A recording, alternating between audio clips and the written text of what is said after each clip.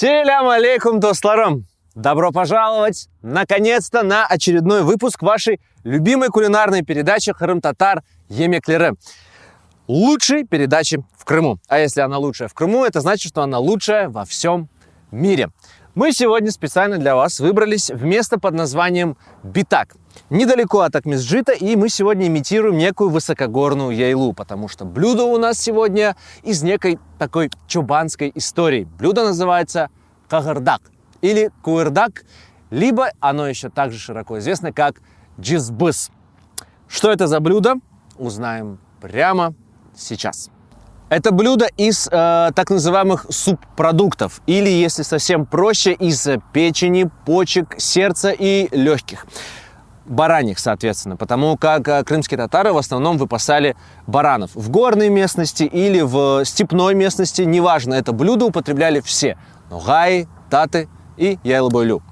Итак, у нас сегодня по ингредиентам, быстро пробежимся. У нас, понятное дело, все, что я перечислил, то есть все эти субпродукты, но и мы добавим немножко мяса бараньего. Лук, помидоры, зелень, соответственно, и из специй у нас соль, перец и красный перец. Опять же, красный перец у нас по желанию добавляется, я его люблю, я его добавляю с удовольствием. Важный момент, достлар. Мы предварительно разогрели казан, потому как блюдо это готовится довольно быстро, все нужно делать на скорую руку. Так вот, казан у нас уже почти разгорелся, и начнем мы с того, что нарежем и опустим в подсоленную воду почки. Почки, как и печень, можно и даже нужно предварительно замачивать. Почки особенно, если печень еще кто-то замачивает, кто-то нет, то почки нужно замочить предварительно, обязательно, потому как они выделяют неприятные токсины. И сейчас мы от этих токсинов, либо неприятных запахов, избавимся. Также можно опустить в молоко, например, наши почки. И, достлар, не нарезайте почки очень мелко, потому как при большой температуре, а у нас в казане будет немаленькая температура сегодня, они быстро превратятся в такой камень, станут жесткими и не очень вкусными.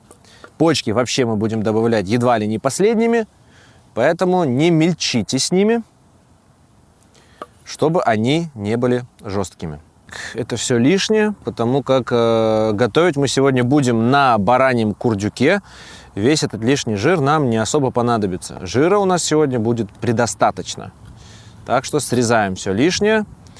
Быстрее подготавливаем наши почки. Здесь у меня предварительно посоленная вода. И сейчас все наши почки нарезанные я уже туда опущу. И оставим их там буквально минут на 15-20.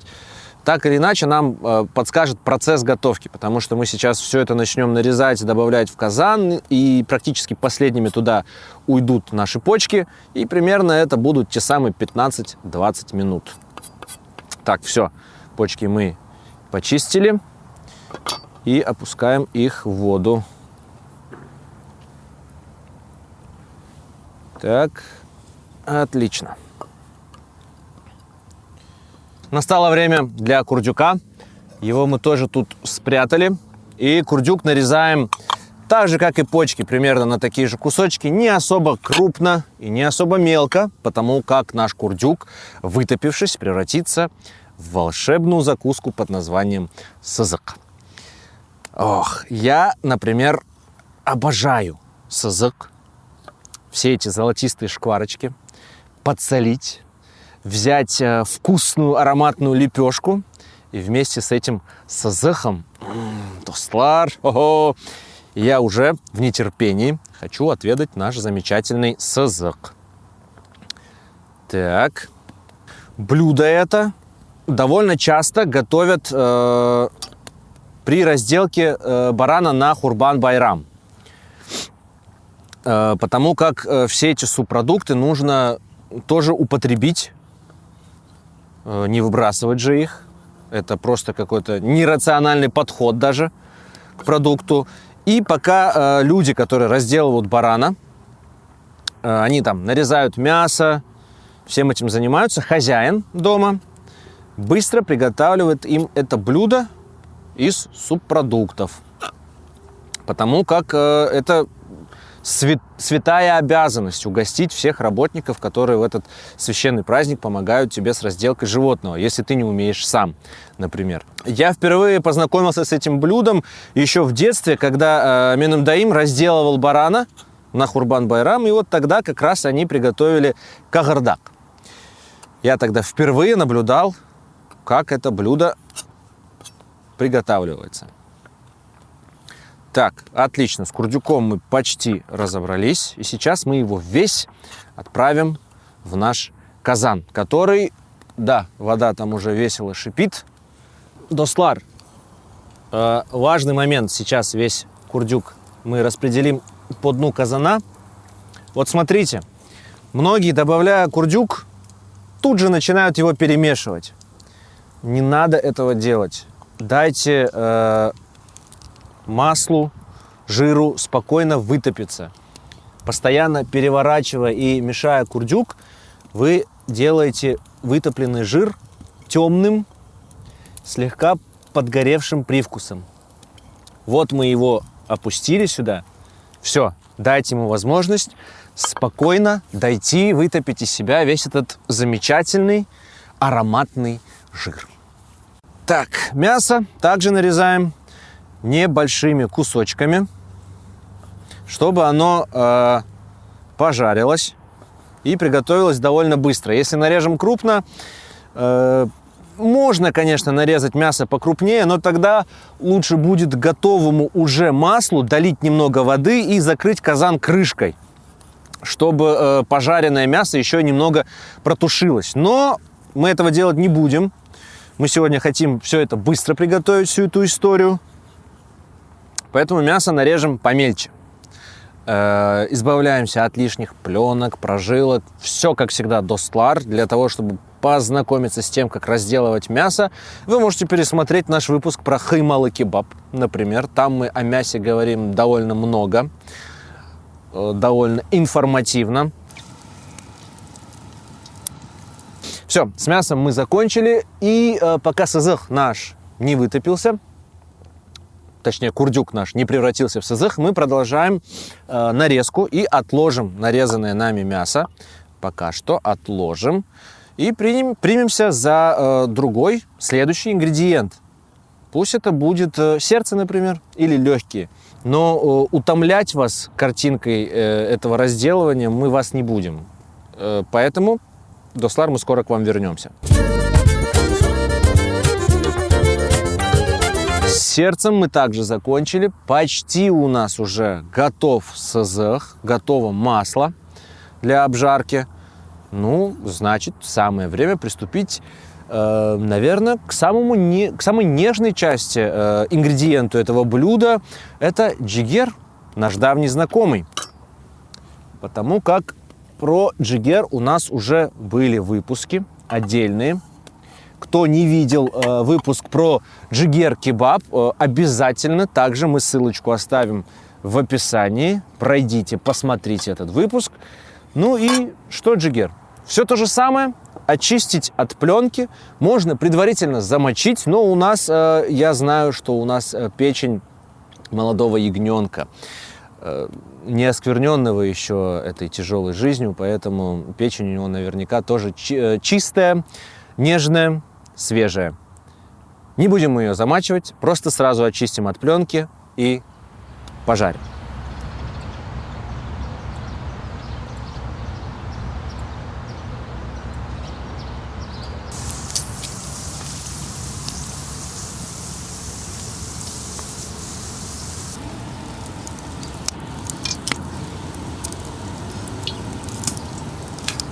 Посмотрите, у нас он получился практически диетический.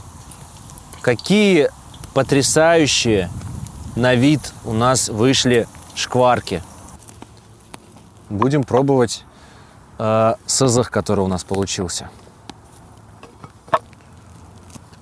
Приоткрываем. Можно еще немного добавить туда свежего лука, зеленого, например. Так я и сделаю. Так.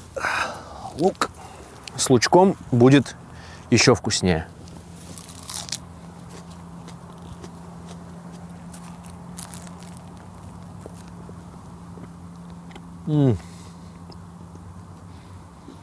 Как я обожаю приближение весны и лета, когда ты можешь уже попробовать свежие продукты, когда ты вот можешь с удовольствием готовить на природе. Ну, что может быть лучше, достлар?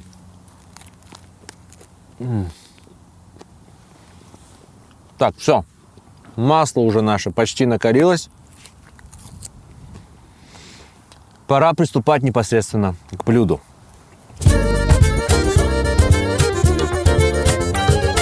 Подбрасываем дрова под наш казан, потому как начинается самое интересное. Мы начинаем добавлять мясо.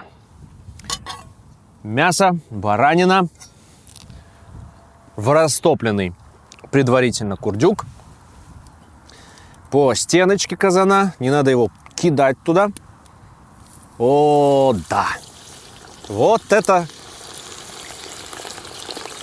музыка! Настоящая музыка, услада для слуха. О, достлар! Какая красота! Какое удовольствие! Ох! Чувствуете? Чувствуете? Я не про аромат. Весна наступает. Хочется жить, хочется выезжать на природу и готовить наши крымско-татарские блюда. Посмотрите, какая красота. Ну и аромат, конечно же, это нечто. Это что-то. Все, достлар, здесь уже начинаем быстро работать. Мясо у нас в казан опустилось. За ним следом отправятся другие ингредиенты. И мы подготовим пока лук нарежем. Мы его предварительно почистили, помыли, конечно же. Мы его сейчас нарежем. Стандартная история полукольцами для казана.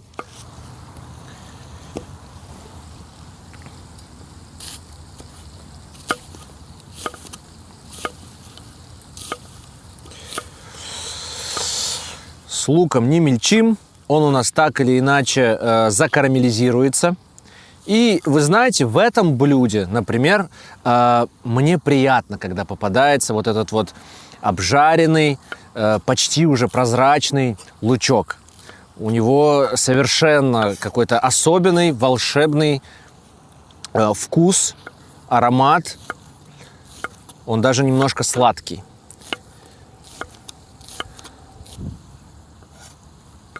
Нарезанный лук мы тоже пока отложим, потому что нам доска понадобится для того, чтобы нарезать помидоры. Да, достлар, мы прямиком туда в нарезанном виде отправим помидоры. Лук мы нарезали и отправляем в казан сердце. Сердце наше отправляем в казан. Для начала немножко размешаем мясо. Ну да, смотрите, какая небольшая ошибка была с моей стороны. Немного я не уследил за огнем, и жара было маловато. Мясо у нас сейчас больше тушится. Но я дров сейчас подкинул достаточно, довольно много, поэтому отправляем туда сразу сердце в казан.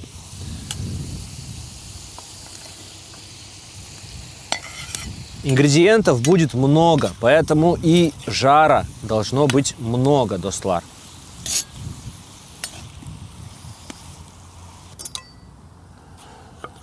Томаты нарезаем на дольки, небольшие четвертинки. Вот прям в таком виде они и отправятся у нас в казан. Пусть их будет 3 больших томата. Так. Все, с томатами мы тоже закончили. Я смотрю, что пламя под казаном начинает веселее играть, поэтому отправляем туда сразу уже легкое.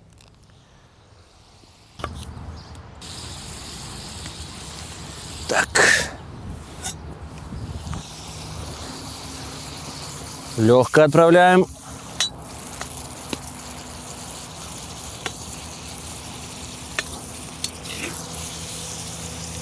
Отправляем его поглубже вниз, чтобы оно тоже начало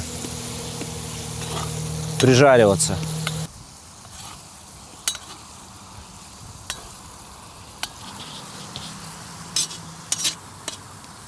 Легкие у нас тоже начали прижариваться. Даем им буквально минутку и отправляем туда сразу наши почки и потом печень.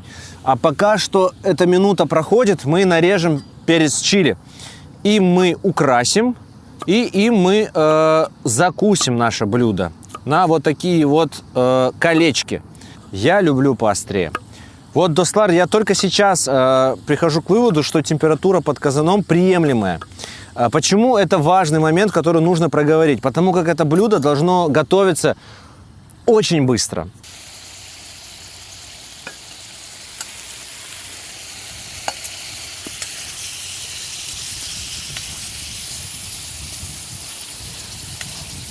Достлар, напоминаю о том, что и печень, и почки, субстанции довольно нежные, поэтому много времени им на прижарку не даем. Все, буквально через несколько мгновений отправляем туда и печень нашу нарезанную.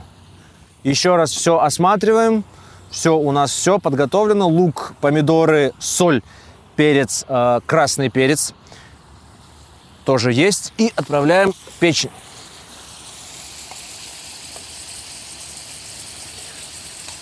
Напоминаю, дров мы забросили довольно много, потому как вы видите, здесь температура должна быть большой. Все должно прижариваться и готовиться очень-очень быстро. Печень нашу размешиваем, чтобы она тоже к стенкам казана прильнула, подрумянилась, прижарилась.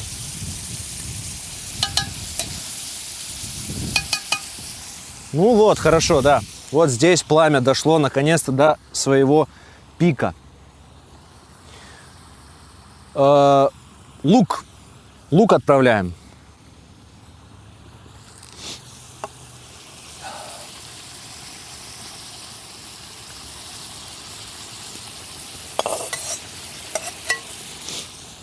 Так, лук пошел. И ну-ка, где этот самый аромат? Мясо лука на костре в казане. О, да, вот он. Вот оно, самое веселье началось.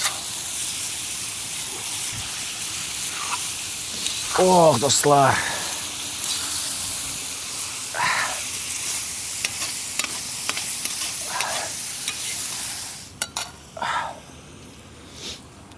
Томаты наши тоже теперь в казан отправляем. Ох, какая красота! Так, перемешиваем. И вот снова влага пошла. Снова пошла влага.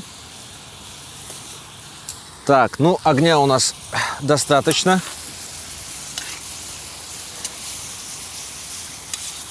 И ожидаем того момента, когда лук уже станет практически прозрачным. Прижарится, поджарится. Вот я вижу еще печень у нас местами не прихватилась. Почки. Все хорошенько размешиваем. Теперь, когда у нас в казане находится все, что нам нужно, отправляем туда соль. Я думаю, что 3 большие щепотки здесь будет достаточно, потому как джигер любит соль впитывать, лук и все остальное. Так, 3 щепотки мы отправили. Так, давайте еще одну для верности. Думаю, что здесь мы не переборщим с солью. Черный молотый перец практически весь, что у нас был, а это грамм 30-40, мы отправляем тоже в казан. Красный молотый перец, напоминаю, можно добавить по желанию, если любите поострее. Размешаем это все и, возможно, добавим что-нибудь еще. О, красота!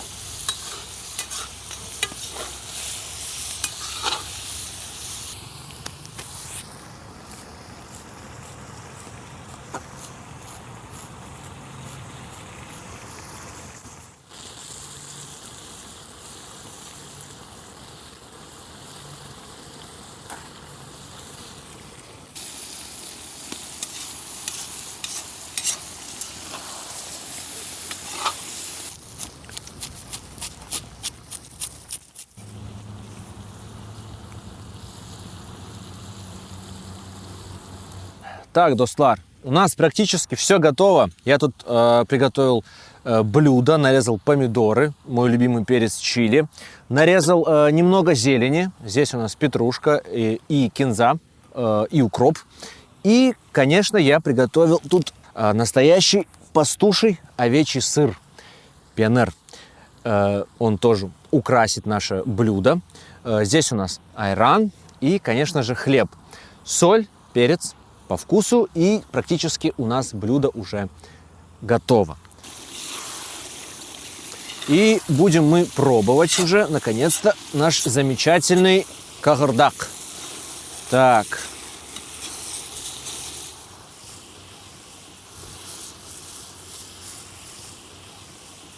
Хо-хо-хо-хо-хо-хо. Так, отлично. Здесь у нас и помидоры, и лучок попали в тарелку.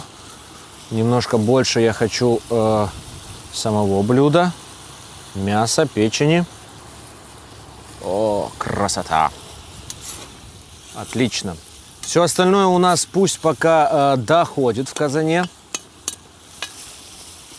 Но я думаю, что в целом наше блюдо готово. У нас там практически догорели дрова. Так, ну, достлар выглядит весьма и весьма аппетитно. Немного зелени. Оно добавит нам и по цвету контраста, и по вкусу разнообразия. И вообще, зелень нужно есть так часто, как только можно. Зелень – это долголетие. Не пренебрегайте зеленью. Так, наш пенер. Ох, какая красота. Пенер наш мы пока рядом укладываем. Сейчас я порежу его на несколько кусочков. Буквально у нас осталось хлеб. Хлеб сейчас я себе отломлю, налью айрана и, наконец-то, буду приступать к дегустированию. Хлеб столько мне будет достаточно, и айран. Посмотрите, какая красота. Ну, прям настоящие чобаны мы сегодня получились.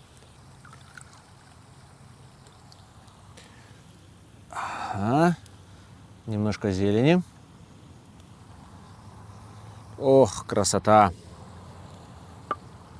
Немножко отрезаем от пенера. Так. Какой плотный. Супер.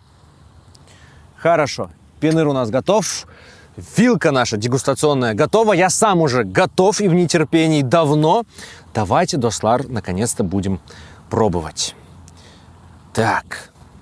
Ну что ж. Выглядит все выглядит хорошо, но меня интересует печень, которую мы закинули последней, и мясо.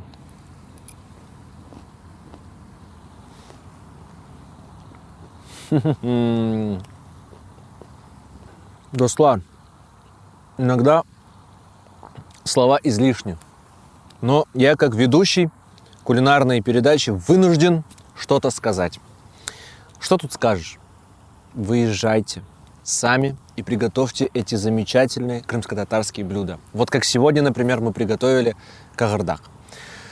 Мне сложно передать что-то словами. Это просто очень-очень вкусно. Я уже в нетерпении и хочу доесть полностью всю эту тарелку и поделиться этим замечательным блюдом со всей нашей командой. Достлар, с вами сегодня был Хырым-Татар Емеклері, и вас ждет много интересных видео и рецептов, которые мы нашли специально для нашей любимой кулинарной передачи. Подписывайтесь на наш канал, ставьте лайки, комментируйте, пишите ваши варианты блюд и рецептов. Мы их тоже рассмотрим. Ну и, конечно же, жмите на этот колокольчик, чтобы не пропустить все наши новые видео. С вами был Хырым-Татар Емеклері. Меня зовут Алим Аблаев. Аштат Лоусон.